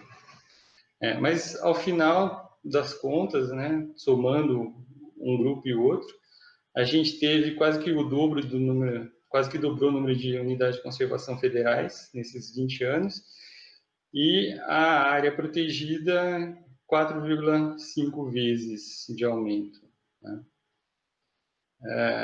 E aí, lembrando que a estratégia de estabelecimento de unidade de conservação é uma das mais efetivas na conservação da biodiversidade. Então, a importância disso dentro do papel do Brasil na Convenção da Diversidade Biológica, né?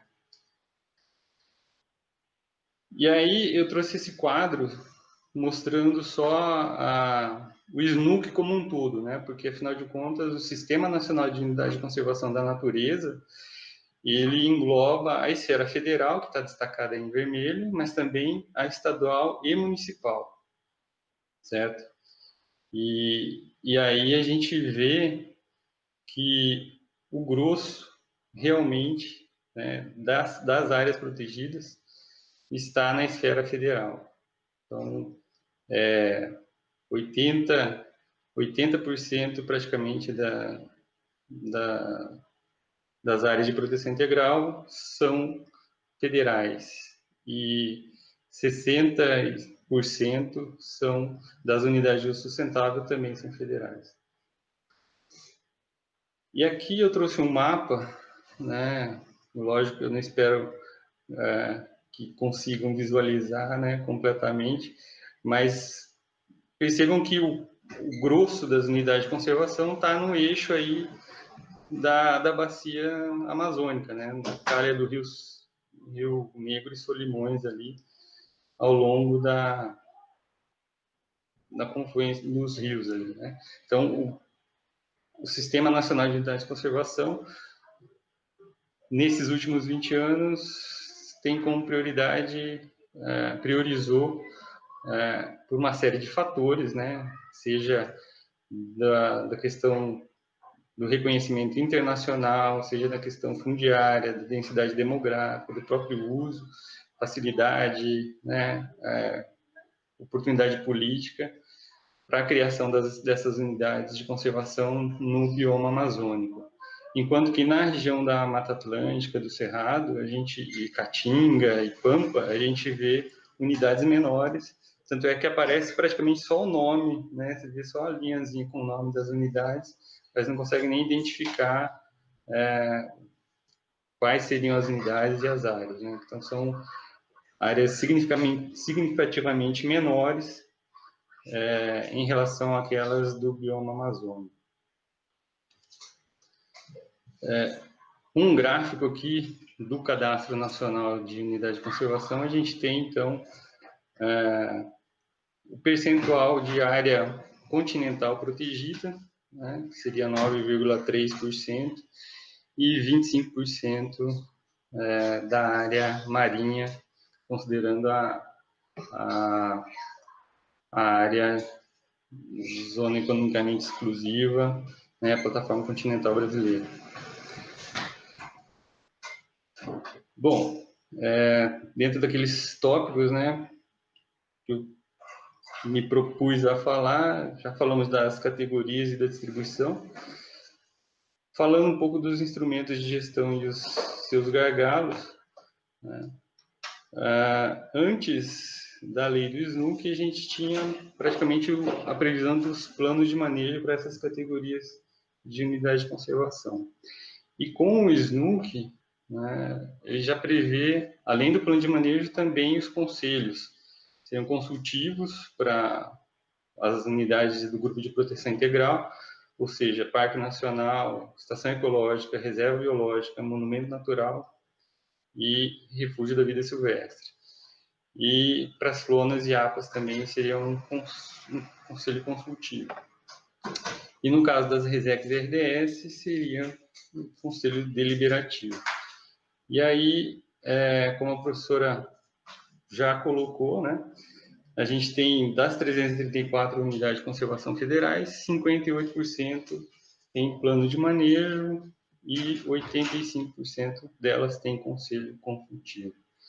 São fundamentais para a gestão da unidade, esses dois instrumentos, né? Porque o conselho é um espaço para você compartilhar as informações para a sociedade se apropriar do que é feito na gestão, para envolver a comunidade, ela se enxergar na gestão, tendo seus interesses às vezes atendido, às vezes não, mas você promove a discussão, né? E pretende chegar a um consenso do melhor caminho. Você enxergar que existe, você tem seus interesses, pode ser legítimos, mas tem pessoas que têm uma visão contrária e até interesse contrário. E aí vocês têm que... o conselho oferece esse espaço de discussão e oportunidade para a gestão ouvir o que vem de fora, o que a sociedade espera, né, sempre pautado pela legalidade e pelos objetivos de gestão, né, da categoria e tudo mais, das demais. Então, sem uma coisa ou sem outra, fica difícil. E o Conselho oferece a oportunidade de você ter aliados, você buscar meios, né, os conselheiros podem apoiar a gestão a realmente tornar efetiva a gestão da unidade de conservação, né? Se não tem um plano de manejo, bom, o conselho pode pressionar para que seja priorizada a elaboração do plano de manejo daquela unidade, né? E por aí vai, entre tantas outras oportunidades de parceria.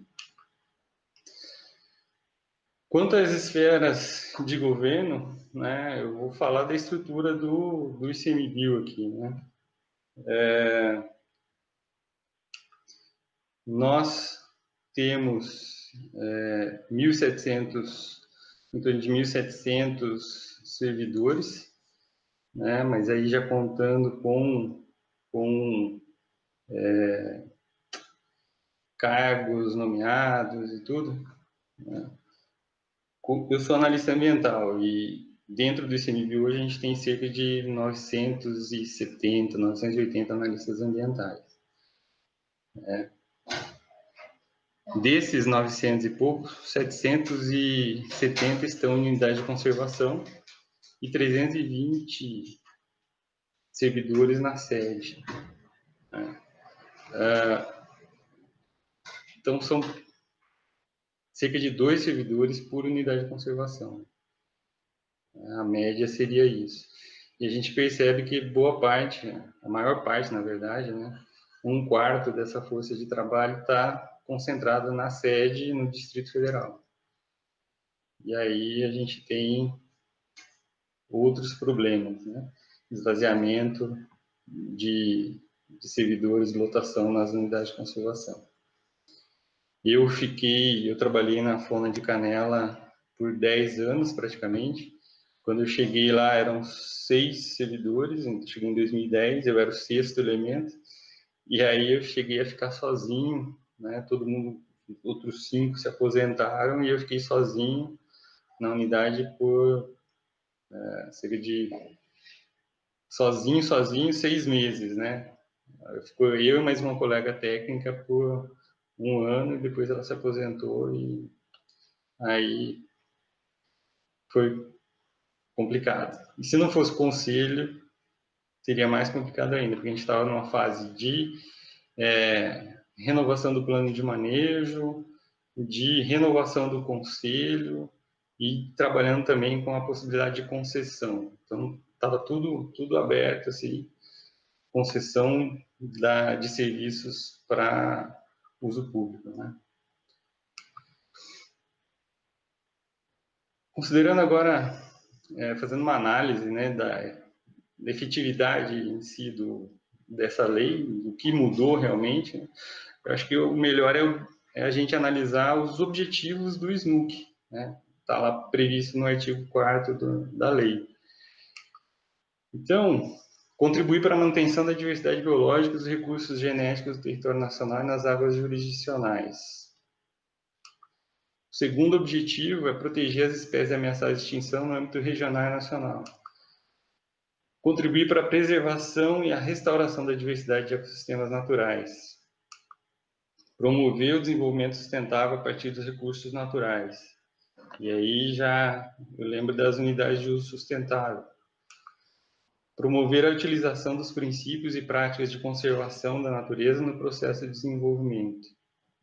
Aí eu remeto às pesquisas que são feitas, né, para uso sustentável.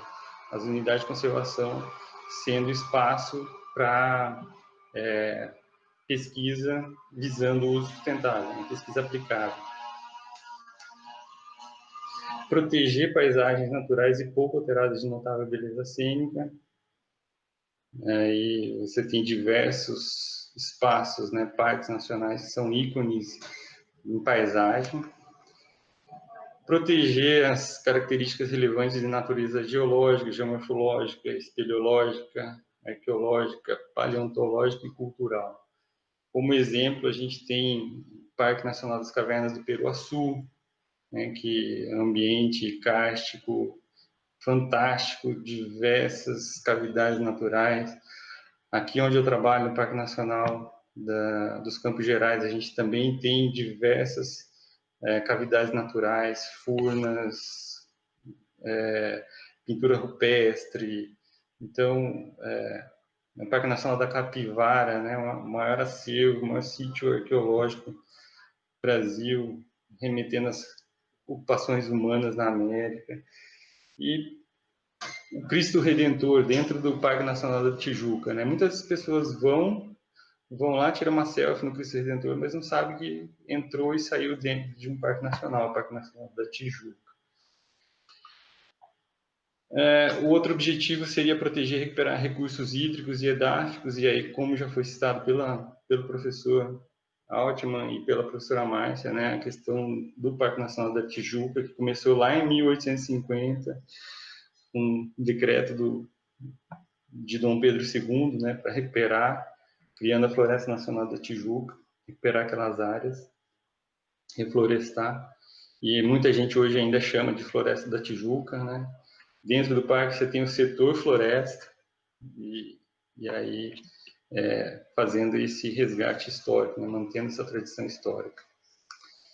Recuperar ou restaurar ecossistemas degradados, e a gente tem unidades que têm seus problemas, às vezes é criada para proteger depois de desmatamento, como resposta a desmatamento, né? Uma das funções é a recuperação dessas áreas.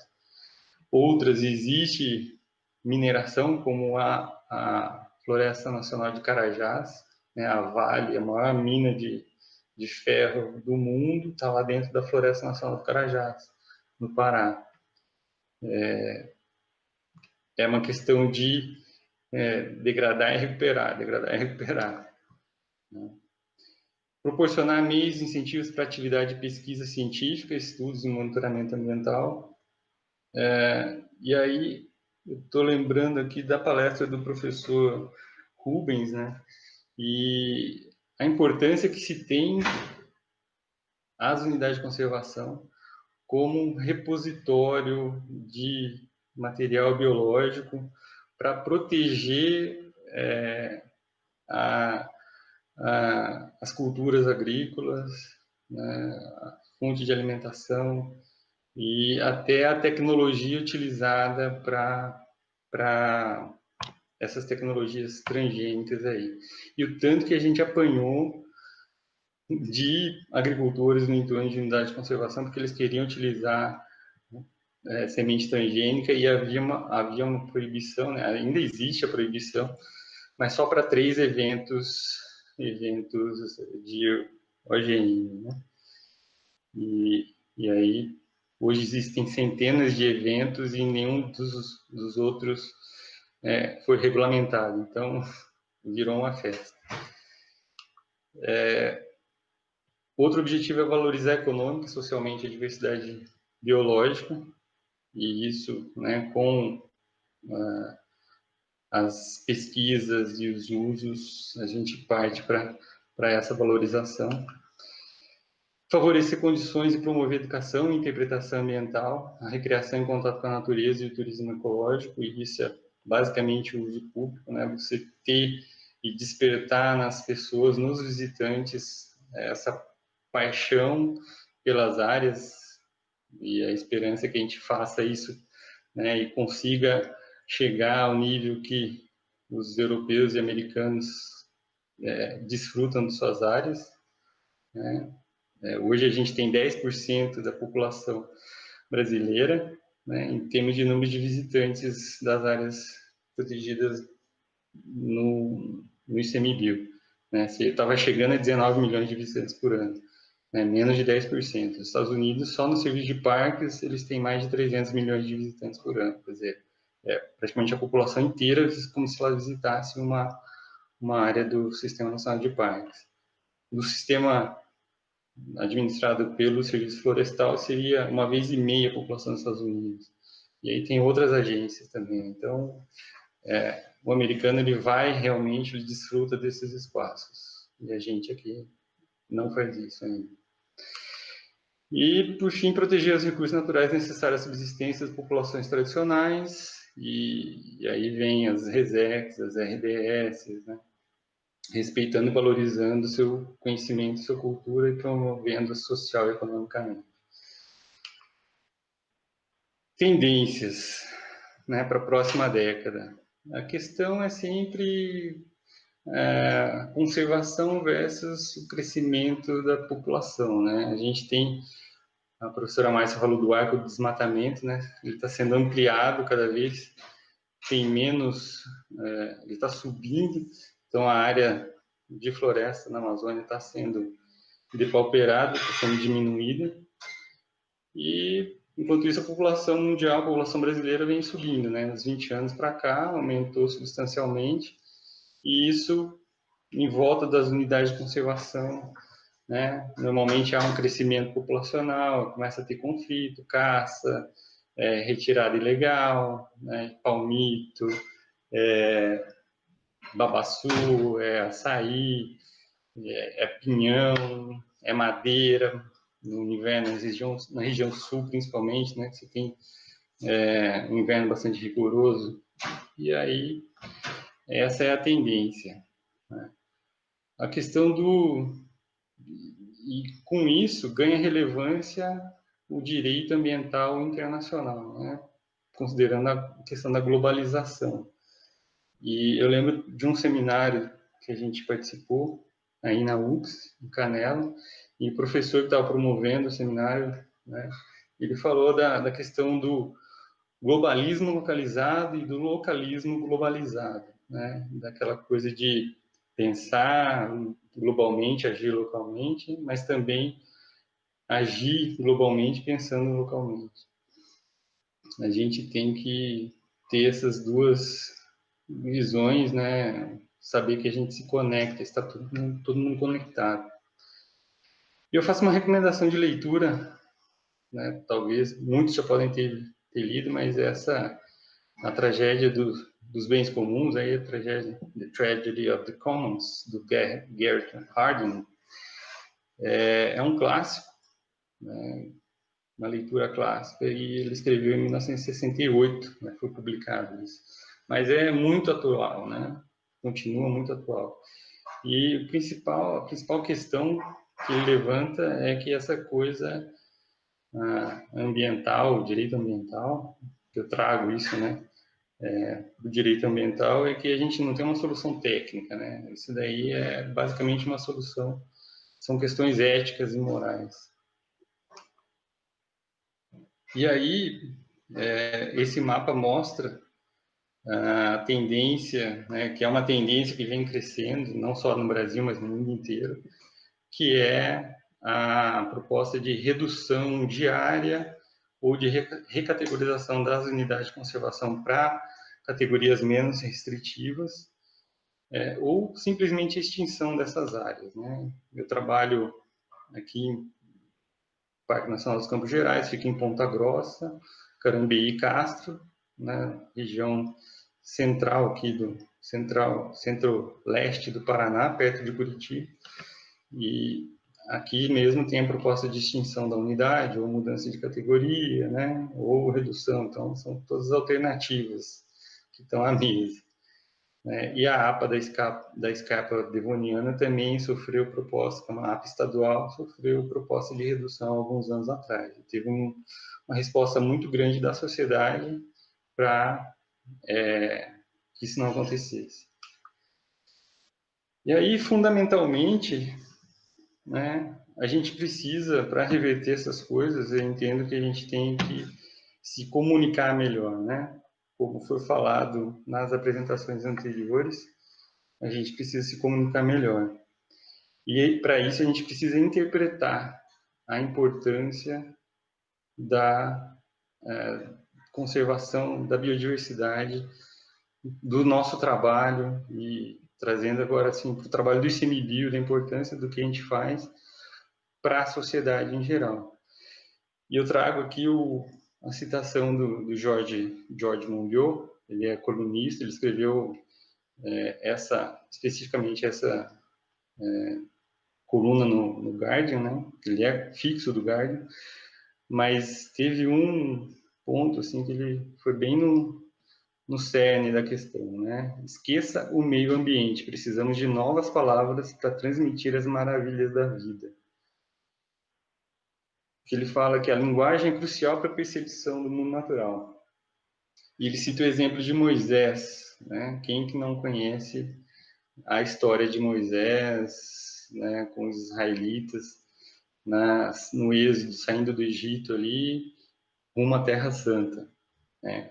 E ele diz assim: se Moisés tivesse prometido aos israelitas uma terra onde fluem secreções mamárias e vômito de inseto, as pessoas o teriam seguido até Canaã. Embora isso signifique leite e mel, duvido que isso os inspirasse. Então é exatamente isso, a gente fazer a conexão do ambiente, do patrimônio que a gente preserva, com a população, com a comunidade, com a sociedade. Por que é importante esse espaço? Por que é importante a gente proteger? Né? E a interpretação para o ICMBio, né, é um conjunto de estratégias de comunicação destinada a revelar o significado dos recursos, sejam eles históricos, ambientais, culturais, para provocar conexões pessoais entre o público e o patrimônio protegido. E isso quem faz com maestria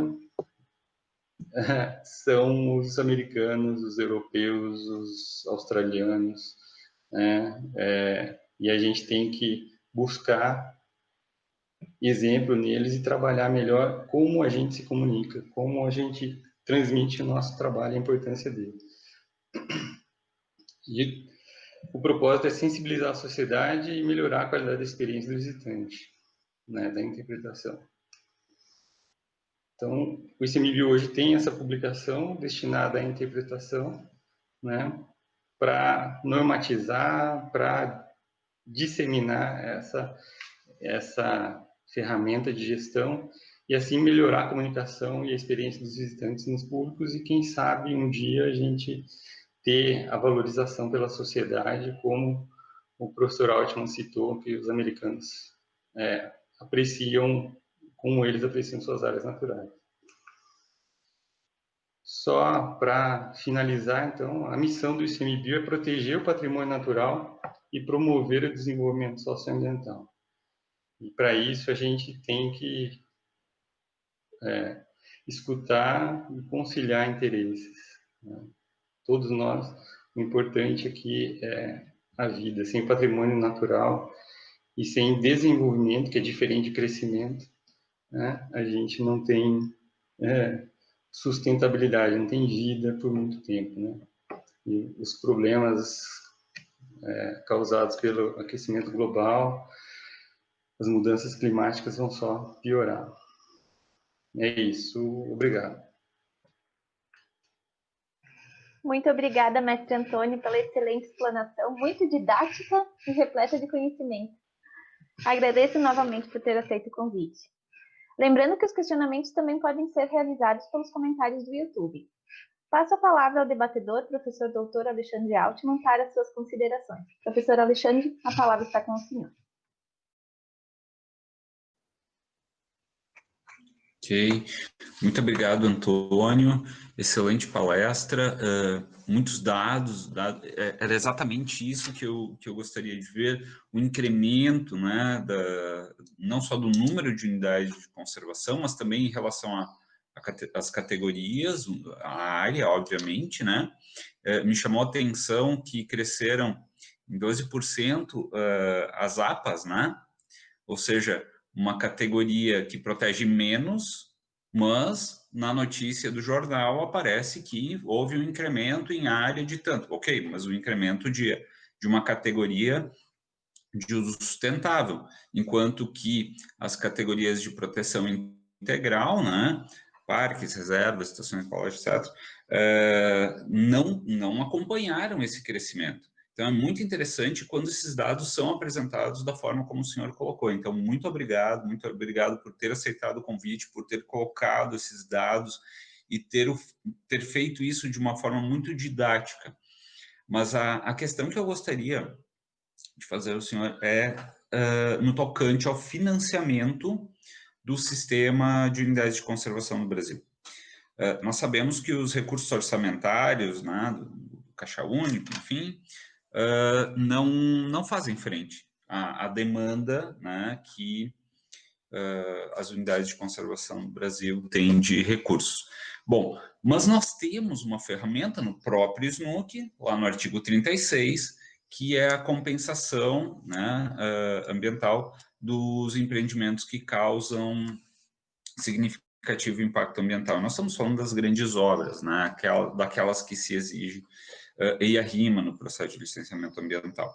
Bom, o que eu gostaria de saber do senhor é o seguinte: se esse dinheiro está chegando nas unidades de conservação. Por quê? Porque desde o ano 2000, é claro, nós tivemos lá a ADIM a respeito desse tema, mas hoje já foi superado, foi decidida a questão pelo... E como está sendo a implementação do artigo 36 e se esse dinheiro está chegando, né, está financiando todas aquelas três frentes, né? A criação, a implantação e a gestão das unidades de conservação de proteção integral. Obrigado, professor. O meu TCC até foi com base nesse dispositivo, né? A proposta que existia, quer dizer, a redação que existia anteriormente, privilegiava as unidades de proteção integral, né?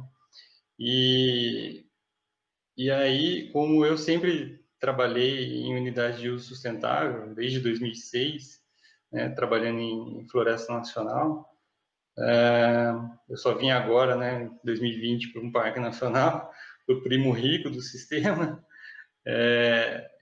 Eu sempre sofri muito, assim, ficava me perguntando, mas qual é a efetividade desse instrumento, né? Porque é meio absurdo. Se a gente tem um sistema de unidade de conservação, a gente tem que equilibrar as categorias, né? E para que ele funcione como sistema. Se você privilegia uma determinada categoria, ou mesmo um grupo de unidades, eu entendo que o seu sistema começa a ter problemas, né? É como a gente, quando pequeno, né, querendo se desenvolver, pensando no desenvolvimento de uma criança até um adulto, se ela tem um órgão que se desenvolve mais do que o outro, né, o fígado começa a inchar e aí começa a ter diversos efeitos colaterais, né? Então, é mais ou menos isso. A gente tem que ter uma harmonia entre todas as categorias para que o sistema funcione efetivamente.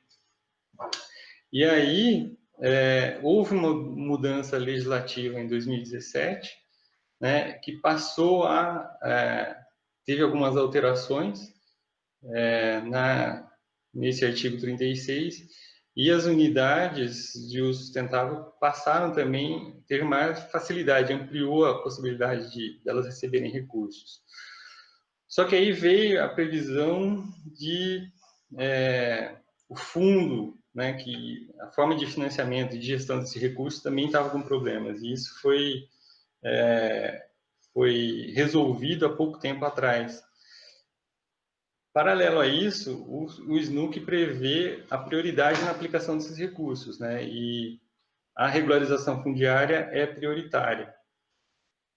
E, com isso, o ICMBio, agora em abril desse ano, ele editou uma nova instrução normativa para a regularização fundiária. E aí, o ICMBio vai cadastrar, assim, vai divulgar uma lista de unidades de conservação prioritárias para regularização fundiária, semestralmente, e aí vai ser atualizado isso. Vou dizer para o senhor assim, ó, eu estou no Parque Nacional aqui, a gente tem 3 milhões previstos, já, quer dizer, destinados, tem previsão de receber mais 4 milhões de reais para fazer indenização, desapropriação. Mas nós não somos unidade prioritária, nós não estamos na lista de prioridades para se tratar a regularização fundiária. Então, a gente está parado, não está andando nada, a gente não está recebendo nada na questão da aplicação desse recurso. Eu trabalho com regularização fundiária, eu faço avaliação de imóveis rurais para desapropriação, mas a gente está aguardando, né, uma revisão aí dessa portaria aí, dessa lista. Perfeito, então, professor Alexandre, mais alguma consideração? Não, muito obrigado, Antônio, esclarecedor. Porque eu não acompanhava mais a questão da regularização fundiária, das unidades, e de como esse dinheiro estava ou não chegando, né, desde aquela época, quando eu trabalhei no Estado, e no Estado chegava diretamente do empreendedor, ele pagava diretamente para a unidade. Isso era um sistema muito curioso, depois foi alterado, né, agora tem um fundo aqui no Rio Grande do Sul que é depositado para... Então, a compensação para as unidades estaduais.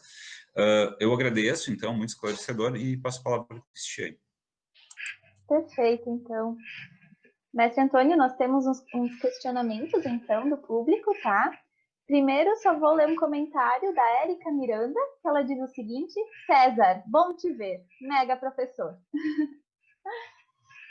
Então, temos um questionamento da Vânia Passos, que é o seguinte: você poderia transmitir o posicionamento dos servidores do ICMBio sobre a proposta de fusão com o IBAMA que está sendo estudada pelo governo? Olha, Vânia, eu tenho a minha opinião pessoal, né? Mas eu entrei no IBAMA em 2002 e era um sonho da minha vida trabalhar no IBAMA, né? Eu lembro quando era criança, eu lembro das propagandas do IBDF na TV, que aparecia, né, os jacarés, os rios e tudo. Enfim. Aí passei no concurso do IBAMA até 2002, fui trabalhar na Amazônia, fiquei 3 anos lá, aí peguei e fui nomeado para Chapecó, para a Floresta Nacional de Chapecó, e cheguei lá em 2006, 2007 eu era chefe da unidade, né? Em 2007 eu fui dormir com o IBAMA e acordei no ICMBio, né, via medida provisória, dividindo o IBAMA e criando o ICMBio. E como eu era o gestor, eu tinha um cargo de confiança, né, automaticamente os cargos de confiança migraram para o ICMBio, e então eu estava como chefe do ICMBio já. Foi um baque para mim, foi um choque, né, mas também caiu a ficha, foi um choque de realidade. Não existe conservação efetiva se não houver vontade política. Independentemente de qual órgão, qual autarquia você vai estar, se não te derem condições de trabalho, e isso vem derivado da vontade política, você está sufocado.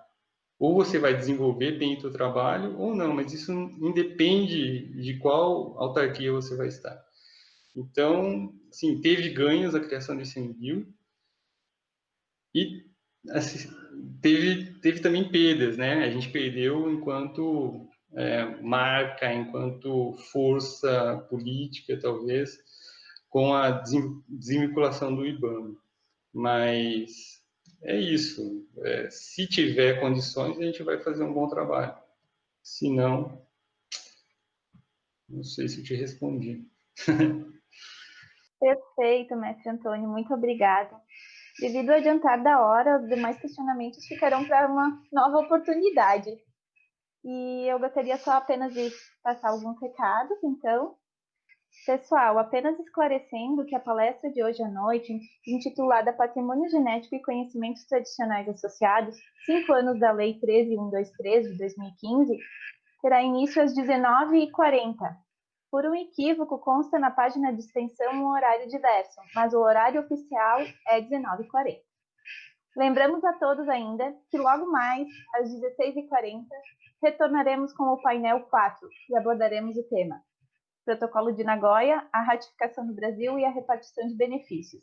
E contaremos com a presença da doutora Simone Ferreira. Gostaríamos de finalizar este evento agradecendo mais uma vez a presença de todos, em especial os palestrantes, doutora Márcia Diego Leuzinger e o mestre Antônio César Caetano. Ao professor Alexandre pelo debate, agradecemos também a toda a comissão organizadora, aqui representada na pessoa da Jéssica, do professor Alexandre. Agradecemos a Denise pela mediação via chat e pelo apoio da Thaís do suporte técnico. Agradecemos também à Universidade de Caxias do Sul, ao Programa de Pós-Graduação em Direito e ao CNPq, pelo apoio ao nosso projeto de pesquisa. Acompanhe nosso canal Café com Pesquisa no YouTube. Desejamos a todos um excelente dia e esperamos vocês hoje às 16h40. Muito obrigada. Muito obrigado, um abraço, um bom dia. Muito obrigado.